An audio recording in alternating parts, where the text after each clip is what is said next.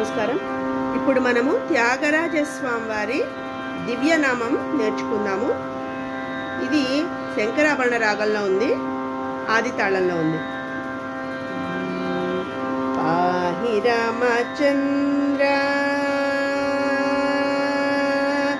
పాహి రామచంద్ర పాలిత సురేంద్ర పాహి రామచంద్ర పాలిత సురేంద్ర పరమ పావన సద్గుణ ఘన సాంద్ర పాహి రామచంద్ర పాలిత సురేంద్ర పరమ పావన సద్గుణ ఘన సాంద్ర నీరద నీలమునీంద్ర హృదయ నారద సేవిత సారಸ ನಯನ ನೀರದ ನೀಲ ಮುನೀಂದ್ರ ಹೃದಯ ನಾರದ ಸೇವಿತ ಸಾರಸ ನಯನ ಪಾಹಿ ರಾಮಚಂದ್ರ ಪಾಲಿತ ಸುರೇಂದ್ರ ಪರಮ ಪಾವನ ಸದ್ಗುಣ ಘನ ಸಾಂದ್ರ. ಚರಣಂ 2.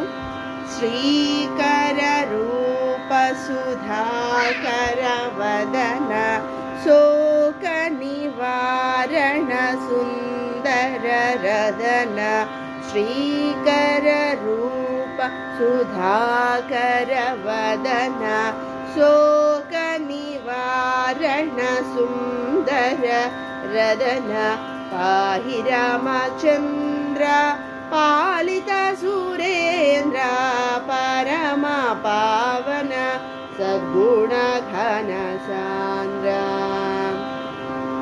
ನಿರ್ಮಲ ರೂಪ ನಿಂದಿತ ವದನ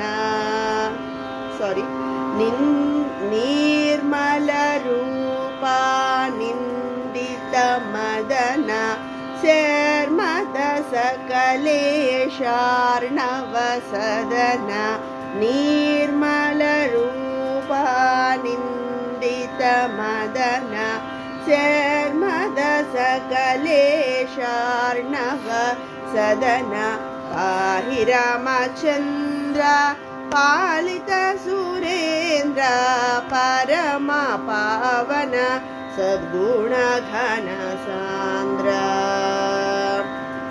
ರಾಜ ರಾಜನುತ ರಾಘ